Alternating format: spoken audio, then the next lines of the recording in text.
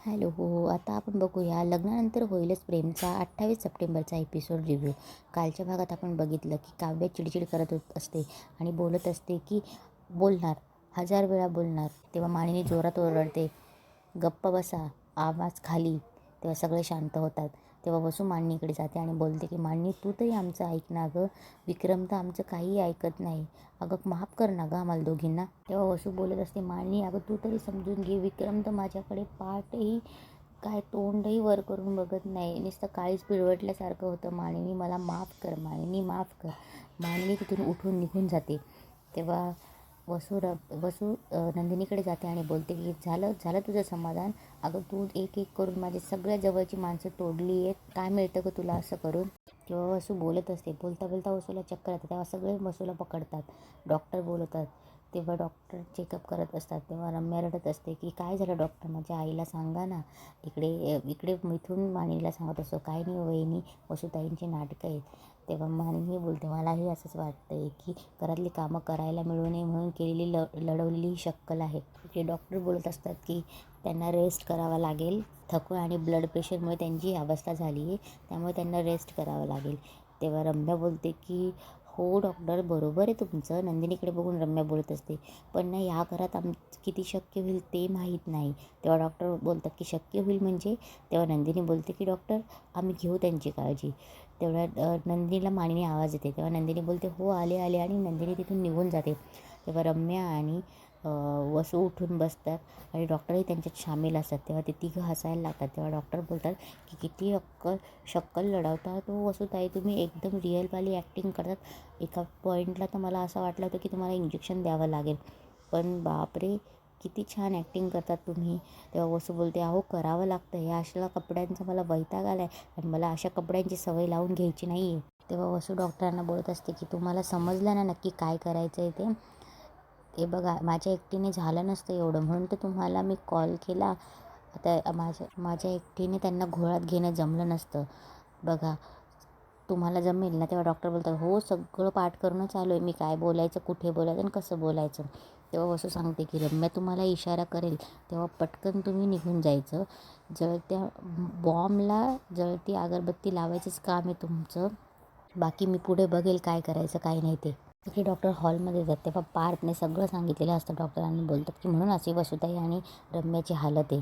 तेव्हा मिथूनही बोलतो की अहो डॉक्टर, सोन्यासारखी माणसं यांच्यामुळे दुखावली, वसुताईंचा स्वभावच तसा आहे. तेव्हा डॉक्टरही बोलतात की मला वाटलं नव्हतं वसुताई असं करतील. तेव्हा रम्या तिकडनं काम करत करत ऐकत असते की हे काय बोलत आहेत म्हणून. माळिनी चहा घ्यायला जाते. तेव्हा डॉक्टर बोलतात खरं आहे तुमचं, पण मला नाही वाटत तुमचं काही चुकलं आहे ते.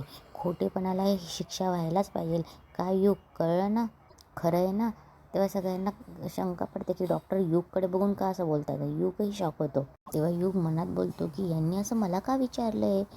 तेव्हा डॉक्टर बोलतात की काय रे युग, एवढा का घाबरलास. तेव्हा युग बोलतो नाही असं काही नाही, तुम्ही असं अचानक मला विचारलं ना म्हणून मला ते थोडंसं वाटलं. तेव्हा डॉक्टरही बोलतात की हो मलाही तुला इथं अचानक बघून वेगळं वाटलं. तेव्हा पार्थही बोलतो की म्हणजे. तेव्हा डॉक्टर बोलतात की आमची मिताली कधीच गेली नाशिकला. तेव्हा काव्या बोलते एक मिनिट, मिताली कोण. तेव्हा पार्थ सांगतो यांची मुलगी आहे. युग आणि मिताली एकाच इन्स्टिट्यूशनमधून MBA करतायत. तेव्हा डॉक्टर बोलतात हो आमची मिताली गणपती गेले आणि गेली, मला तेच वाटलं की हा कसा थांबला. तेव्हा पार्थ बोलतो की आमचा नवाब दादा आहे ना, त्याला वाटलं फॅमिलीसोबत टाईम स्पेंड करावा म्हणून थांबला. तेव्हा युग बोलतो की नाही दादा, नेक्स्ट वीक मी पण जाणार आहे. तेव्हा डॉक्टर बोलतात बरं काय लागला मग रिझल्ट. तेव्हा युग बोलतो नाही लागला रिझल्ट अजून. तेव्हा डॉक्टर बोलतात अरे असं कसं, आमची मिताली गणपतीला आली होती तेव्हाच रिझल्ट घेऊन आली होती. तेव्हा सगळे युगकडे बघतात. इकडे माणिनी चहा ठेवत असते. तेव्हा माणिनी किचनमध्ये बघते, खाली कचरा वगैरे टाकलेला असतो. तेव्हा माणिनी बोलते हे असं काय, रम्याने असा काय कचरा टाकून ठेवला आहे. तेव्हा रम्या इकडनं गुपचूप चोरून बघत असते. माणिनी बघते तर माणिनी इन्व्हलपचा कागद उचलते आणि बोलते इन्व्हलपचा तुकडा, काही महत्त्वाचं तर नसेल ना.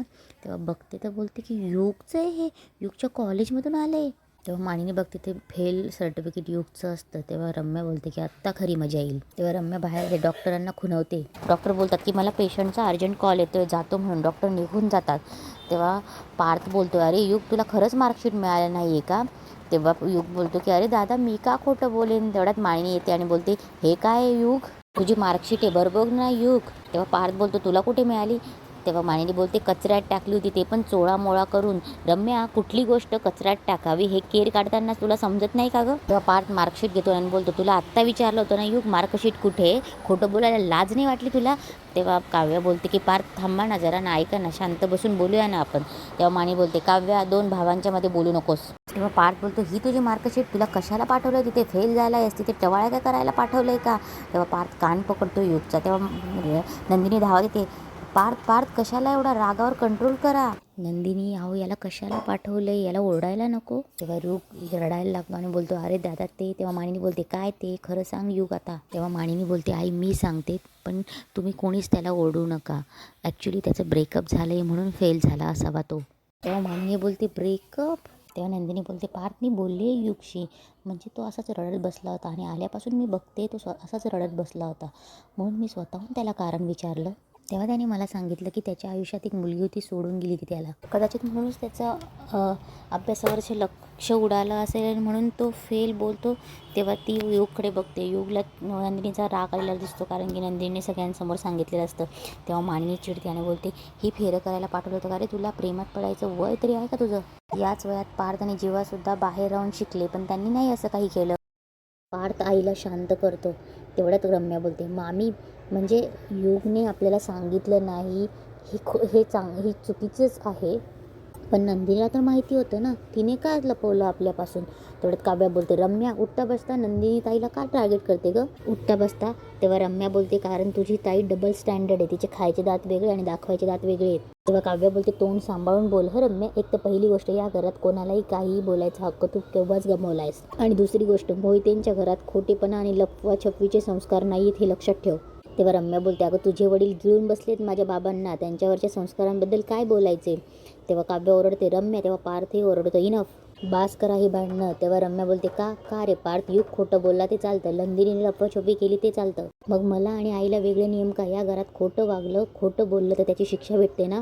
शिक्षा म्हणूनच मला आणि माझ्या आईला या घरची कामं करावं लागत आहेत, धुणी भांडी करावं लागत आहेत, किचनची कामं करावी लागत आहेत. मग ही शिक्षा घरातल्या प्रत्येकाला द्यायला नको?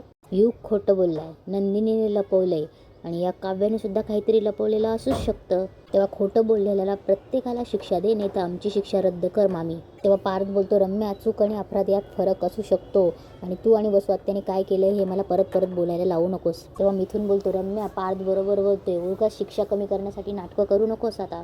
हे बघ नंदिनीच्या हातून झालेली ती चूक आहे आणि तुम्ही केलेला गुन्हा आहे, त्याच्यात जमीन आसमानचा फरक आहे, हे कळतंय का तुला? तेव्हा काव्या बोलते की ते बरोबर आहे हो काका, त्यांच्या हातून चूक झाली म्हणून त्यांच्या जागी कुणी असतं ना, तर समोरच्या माणसाने जे सांगितलेलं ते काम मान खाली घालून केलं असतं. पण ही आणि हिची आई या दोघींनी लाज विकूनच वागायचं ठरवलंय. तेव्हा रम्या बोलते काव्या तोंड सांभाळून बोलव तुझं. मी एकदाही असं म्हटलेलं नाही की आम्ही चुका केलेल्या नाहीत. माझं फक्त एकच म्हणणं आहे, प्रत्येकाला न्यायाने वागवायला हवं. तुझ्या बहिणीने खोटंपणा केलाय ना, तर तिला शिक्षा मिळायलाच हवी. काय खोटं बोलली ती? नंदिनीताईने काय खोटेपणा केलाय? तेव्हा काव्य विचारते नंदिनीताई युग फेल झाला हे तुला माहिती होतं? तेव्हा नंदिनी बोलते नाही. तेव्हा काव्य बोलते नव्हतं माहीत तिला. नव्हतं माहीत, आता बोल. आणि आता राहिला प्रश्न युगच्या ब्रेकअपचा. नंदिनीताईने सांगितल्याप्रमाणे युग रडत होता. एकदा दिवसभर रडत होता. एकदा नंदिनीताईने त्याला विचारलं, तेव्हा त्याने सांगितलं किमान तो बोलला तरी की माझ्याबरोबर काय झालंय. तेव्हाच आपल्या सगळ्यांना कळलं ना. आणि मुळात नंदिनीताई येते योग्य वेळ साधून तिने सांगितलंच असतं ना आपल्याला. याचा अर्थ लपवलं तिने असं होत नाही रम्या. आणि एक गोष्ट लक्षात ठेव रम्या, ज्या खोट्यामुळे, ज्या लपवाछपवीमुळे जे नाती उद्ध्वस्त होतात ना, अशा खोट्याला, अशा लफव्या-छपवीला माफी नसते रम्या. जे तुम्ही केली आहेत. तेव्हा मानिनी तिच्याकडे बघतच असते. मानिनीच्या डोळ्यात पाणी असतं. तेव्हा मानिनीला काव्या, जीवा आणि तिचा फोटो जाळताना सापडते आणि ती बोलते की पुरावे जाळून सत्य खोटं होत नाही हे बोलून दाखवते, ते आठवतं. तेव्हा रम्या बोलते मामी तू आज मला मारलं झोडलं तरी चालेल, पण मला योग्य न्याय हवा आहे मामी. तुला या घरात कुणाचं काय चालू आहे सगळं माहीत असतं ना, मग आज तू स्वतःला विचार आणि मग मला सांग. आमची शिक्षा रद्द करतेस की बाकीच्या सगळ्यांना शिक्षा भोगायला लावतेस? बोल मामी बोल पटकन. तू तरी न्यायाने वागणार आहेस की तुझ्या मुलांसाठी, तुझ्या सुनांसाठी आणि आमच्यासाठी वेगळा दुधाभाव करणार आहेस? तेव्हा रम्या तिच्या डोक्यावर चढून बसते. बोल मामी बोल, सांग काय करणार आहेस तू? तेव्हा मानिनी चिडून बोलते ठीक आहे, केली तुमची शिक्षा माफ. आणि इथे आजचा एपिसोड संपतो.